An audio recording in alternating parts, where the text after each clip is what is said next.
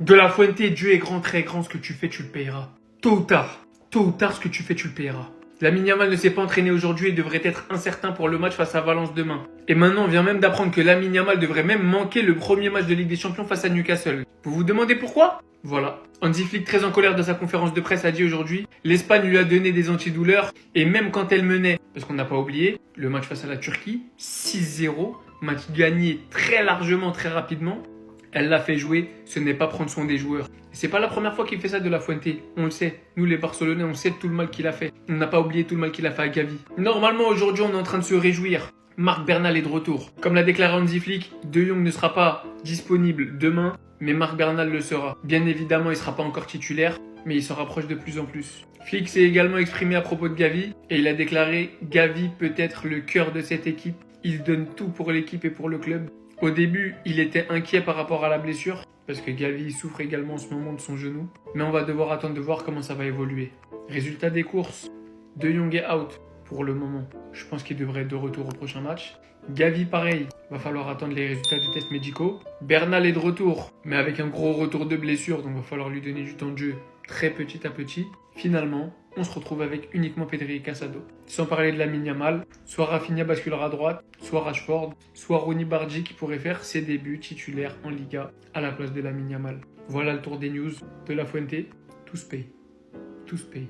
Encore une fois, on nous dit pour la 6e fois en un an que Vinicius va retrouver son prime. Moi, je suis un Barcelonais et je kiffe Vinicius, mais j'en ai marre en fait de voir ces informations. Moi, je veux vraiment son retour pour de vrai. Parce que même si je suis pour le Barça, j'aime le football. En sélection et en club, je veux le voir performant. Vinicius Junior est à 200%. Il est en pleine forme. Il sait que c'est son tour. Vinicius a profité de la trêve pour recharger les batteries et remettre sa condition physique et son mental à flot. Il n'avait pas fait de pause à Madrid à Valdebebas depuis 5 ans. Le Real Madrid est très enthousiaste au sujet du Brésilien qui a travaillé sans relâche. Donc le Real lui a fait un programme que vous pouvez voir ici, 8 séances collectives, une séance de gym, kinésithérapie et du repos. C'est vrai que juste avant la trêve, il y a 2-3 matchs où Vinicius, il était très bon, voire excellent. Après, en sélection, ça reste un peu plus compliqué. Je vous mens pas, il me déçoit beaucoup avec le Brésil. Mais au Real, cette année et l'année dernière, c'est des fois ça va, des fois ça va pas, des fois il est excellent, des fois il est pas bon du tout. Et en fait, Vinicius, il y a un problème. On sait pas ce qui se passe depuis 1 an, voire 1 an et demi. Depuis la cérémonie du Ballon d'Or, en fait. Il y en a, ils disent c'est l'arrivée d'Mbappé qui a tout gâché. Il y en a, ils disent que c'est mentalement, il a tout perdu parce que Rodri a pris le Ballon d'Or. Moi, les gars, je pense juste que c'est peut-être sur le terrain, il a plus de confiance tout simplement. Peut-être que c'est dû au changement de joueur du Real Madrid, l'arrivée d'Mbappé, les changements tactiques. Le manque de confiance qu'il a, on le voit très bien sur le terrain pendant les matchs. Maintenant, c'est vrai que sur les derniers matchs, il a fait pas mal d'efforts et franchement, ça a payé. On verra. De La Fuente, moi je pensais que t'avais changé, mais en fait non, t'es encore un Hops. Lamine Yamal forfait demain. Flick est très remonté. Lamine ne jouera pas demain, c'est dommage. Il a joué avec l'Espagne malgré la douleur. Il a galéré à jouer 2 matchs et ne s'est pas entraîné à cause de la douleur. C'est vraiment se désintéresser des joueurs. Il a aussi déclaré, je n'ai aucune communication avec Luis de La Fuente, nous avons eu un échange par SMS il y a un certain temps, mais c'est tout. Peut-être que la barrière de la langue est le problème, c'est regrettable, nous avons plusieurs joueurs sélectionnés dans cette équipe, et je pense que la communication pourrait être meilleure. Et c'est pas fini, il a aussi déclaré, ils ont donné des analgésiques à Lamine alors qu'il gagnait largement, ils ont continué de le faire jouer alors qu'il avait des douleurs, ce n'est pas prendre soin des joueurs, je suis très triste car cela nous porte préjudice. Et il y a aussi une bonne nouvelle par contre, c'est le retour de Marc Bernal dans le groupe qui a reçu le feu vert médical. De Jong, lui, il sera pas là pour le match de demain. Je vais répéter encore, normalement quand tu es en sélection et que tu ressens une toute petite douleur lors des trêves, tu dois plus jouer. Tu dois rentrer au club et te soigner. De La Fuente, tu lui as déjà fait le coup. Et là encore c'est pareil, sachant que dans 3 jours il y a Newcastle.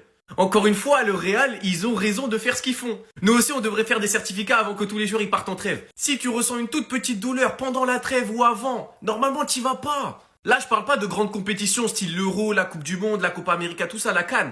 Je parle des trêves, les trêves internationales. Dites-moi vous en pensez en commentaire, les gars, n'hésitez pas à vous abonner, vous êtes des bons, nous, on avance. Donc selon Opta, voici les probabilités du futur gagnant de la Ligue des Champions. En tout cas, on peut voir les 6 équipes avec le plus gros pourcentage de pouvoir la remporter. Et moi, j'ai juste un peu l'impression que c'est un peu bugué. Le PC, je sais pas ce qu'il a, mais c'est un peu parti en couille, honnêtement. Déjà, Chelsea, on a 7%. Franchement, c'est très bien. Tu m'aurais dit qu'on serait dans le top 6.